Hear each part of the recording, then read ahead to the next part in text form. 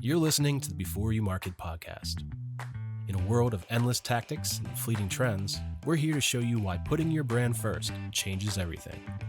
Join us as we explore how a brand-first strategy can revolutionize your marketing.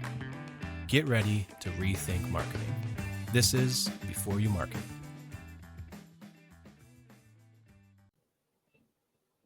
So then I told her, well, what are you going to do with all that cheese anyway? And she said, I don't know. Okay, and we're recording. Oh, boy. Okay. Ready? And yes. All right. Welcome to the Before You Market podcast, where we challenge you to rethink marketing. Rethink marketing. Look at I want a shirt. Well, we should have done that at the same time. Dang it. I know, right? To help us in this endeavor to rethink marketing, we've invited some of the best marketers in the business to break you off some knowledge. This one definitely doesn't feel like work because I get to hang out with my friend Gini Dietrich, who is one of the greatest PR and marketing minds around, and just, a wonderful person. So that check's in the mail, right? By the way, it is. I think so. Good. Yeah. It arrived last night. I just haven't deposited it yet. So don't cancel it. Yeah, sure. So Gini, please take a moment and introduce yourself to these fine people. I don't know if I can do better than that. Just let's give it a whirl. Let's see what you come up with. I'll judge you afterwards. Okay. 10. We're in the Olympics right now. 10. Thank you. I'm Gini Dietrich. I actually own a company called Spin Sucks. I started it as a blog and then wrote a book, and then it became professional development for communicators and marketers. So we do online courses and workshops and training and coaching and all that kind of fun stuff. I also have an agency on the other side of the business, which isn't as fun to talk about. It's just an agency. Fair enough. So, as you know, I have been a fan of yours and of Spin Sucks for well over a decade now. So, come on, you're not. It's a blip. I'm very excited to share you with the Brand 3 audience, and of course, as usual, we'll get down with some PESO. Awesome. Explain what that means. So. Let's get rolling. So AI. Yes. Everyone is talking about it. It's kind of annoying, but let's talk about AI. Why is it annoying? Because everyone's talking about it? Because everyone's talking about it. Oh, okay. Yeah, mostly. So I'm curious to hear your thoughts on how you think AI is impacting the PR industry and maybe how marketers can take advantage of that. I think AI is incredible. I love it. I'm very excited about it. The only thing I don't like is that it doesn't do my dishes or laundry yet, but right. I hear it's coming. So come on, robot overlords. I don't that like and self-driving cars. I need to have here soon. Right. Yes. So let's put AI to good use, please. Yes. No, I love it. I think from a PR perspective, so many people in my industry kind of wring their hands and are like, oh, it's going to replace us. It's going to take my job. And, it can create content and all those kinds of things. And yes, it can do those things. Is it as good as a human? No. Does it give you a great starting point? For sure. Like one of the things that I did is I'm writing the second edition of Spin Sucks right now. Yay. And so I put the table of contents for the first edition into AI. And I said, give me a new table of contents based on what's happened in the last 10 years since this was published. And it wasn't perfect, but it at least gave me a starting point of where, things to think about. And then I said, okay, now provide some research, some studies, and some experts to quote that fit into this outline. And some of it was bad. It mentioned me. It didn't mention me. I'm sorry. It actually mentioned me. And I was like, this is not helpful. Right. I'm writing the book. Yeah. But there was some stuff in there that I hadn't considered. And so I think just being able to use it from the perspective of this gives us a starting point. It helps us think about things in a little bit different way. It gives us new ideas, but it's not the end all be all. Like I couldn't take everything that it gave me and make it into the table of contents for the new book. but it did give me some new ideas to consider. And then how do you see it like impacting the PR industry? Is it a good thing for them? Is it a bad thing? Is it kind of just more of the same where it's just kind of helping them along? No, I think it's good. You know, there's a couple of things that I think about from a PR perspective. And one is that, you know, Chris Penn actually said this probably 10 years ago. He said, Of course he did. Of course he did, right? When you think about AI in the future, you should think about it as an orchestra. And that has always stuck with me because now we can become conductors of our own orchestra. So we have AI that does content development. We have AI that does social media ads. We have AI that does social media posts. We have AI that does video. We have AI to do all those things. And we're conducting that orchestra to get it to output what we want and what we need.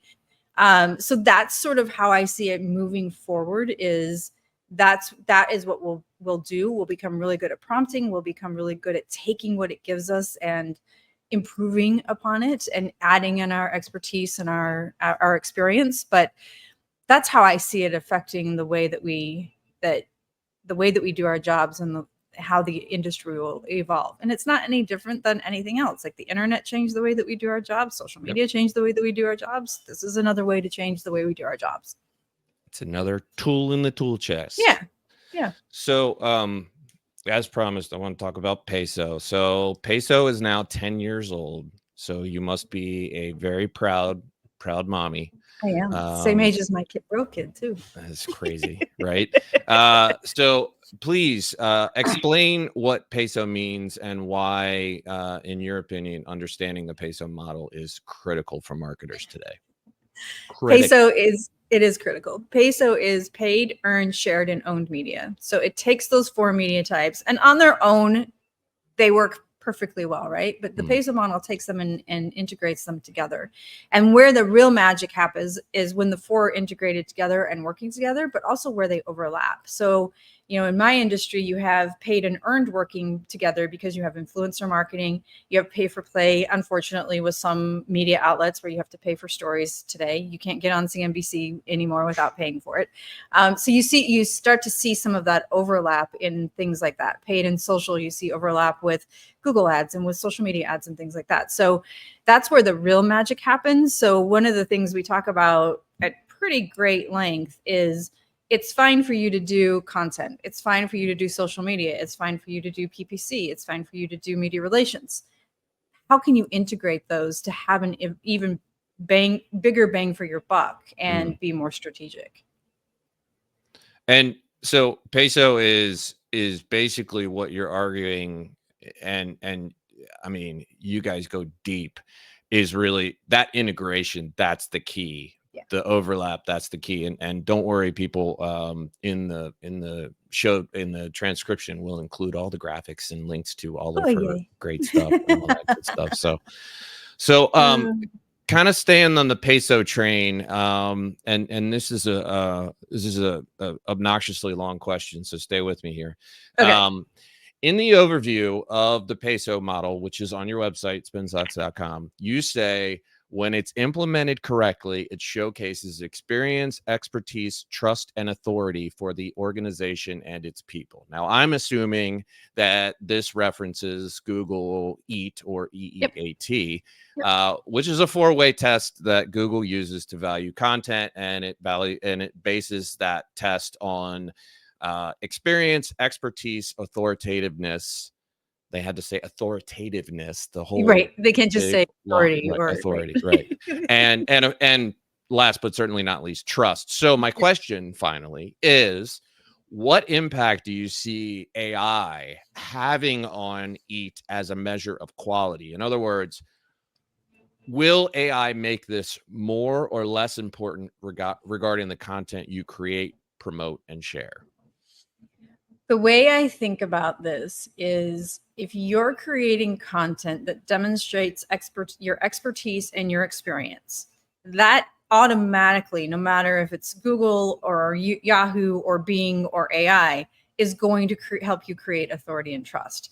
So yes, that is the Google 4-way step at looking at whether or not the content is good enough to rank, but I think it affects everything that you do. It affects how human beings view you. It affects how robots view you, how the spiders view you. So if you are always demonstrating that experience and expertise, and that goes to, you're creating content with AI, if you can't take what AI has output to you and include your experience and expertise, you're going to sound like everybody else, and it's not going to be valuable.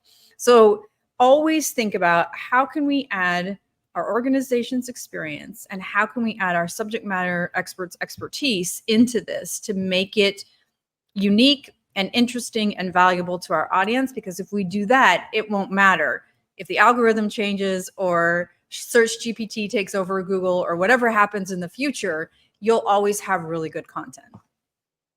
And the interesting thing is that you're saying this about the P, the E, the S, and the O, not just, the content that you create, but also the content that you promote has to showcase your experience, expertise, Absolutely. trust, and authority. And that to me is where, I think a lot of marketers miss the boat, that they don't get that. And then they're just pushing out junk in their paid stuff. And they're missing a huge opportunity. Huge opportunity. Do you agree?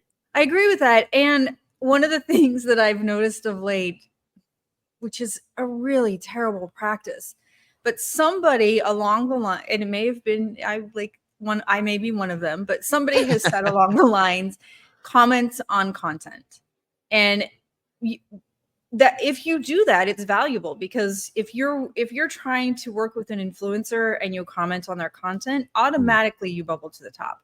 If you're doing media relations and you're trying to get the attention of a journalist, if you comment on their content, automatically you bubble to the top. If you have prospects on your list that you can't get in front of through the normal channels, email, phone call, whatever it happens to be, comment on their content. That's said. It has to be real and thoughtful commentary. It has to showcase your experience and your expertise. So what I am seeing, and I'll bet, I publish a LinkedIn newsletter once a week, and I'll bet every week I get between 5 and 8 AI generated comments where somebody at an agency has said, summarize this content and write a comment for me. And number one, you can tell because it sounds like a robot. And number two, it doesn't demonstrate the experience and expertise. So automatically you may be bubbling to the top, but you're getting on a different list than you want to be on. You want to be on the, hey, I want to work with this person or this team or this business. You want to be on that list. And instead you're getting on the do not ever talk to these people list. Yeah, exactly. And in all fairness, I firmly believe that when you did say that it's a good thing to comment on people's stuff, you did say also that do it thoughtfully and showcasing your own expertise and experience. So, not everybody. Yeah, I just want to make that clear. Okay. I know it's hard. There's lots of stuff to read and watch and listen to. I get it. I understand. But I think the more important point is that you are guilty of giving good advice. So there. So staying with PESO, and really specifically the P, but the platforms constantly give us new ways to do all four, really. But I'm curious, what you think is the most interesting paid media option you've seen lately?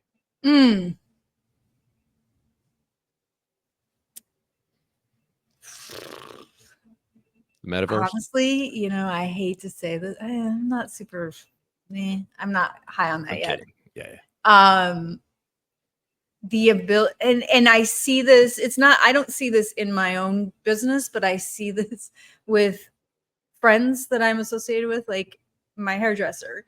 She has used TikTok to build a store that she generates like $5,000 a month from that. Yeah.